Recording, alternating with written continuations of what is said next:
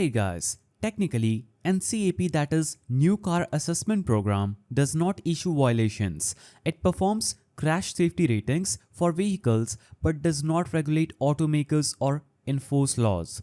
So if you're searching for NCAP violations, you're likely referring to one of these: whether a car failed to meet safety expectations in crash test, if a manufacturer misrepresented safety feature, or if a vehicle is being sold without proper NCAP disclosures. Let's walk through how to check these scenarios. So, in order to check NCAP violation or safety rating issues for India, you can navigate to bharatcap.gov.in and navigate to this page. You can use the search bar to look up your vehicle model, check the crash ratings, structure integrity, airbag performance, and child protection scores. If a car gets low rating but it's advertised as safe, that's misleading claim, not a legal violation.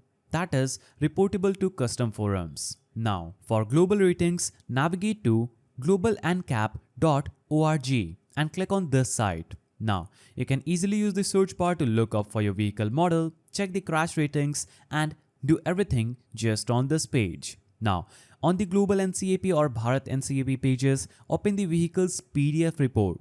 See if it mentions unstable structure, poor protection, or failure to meet criteria.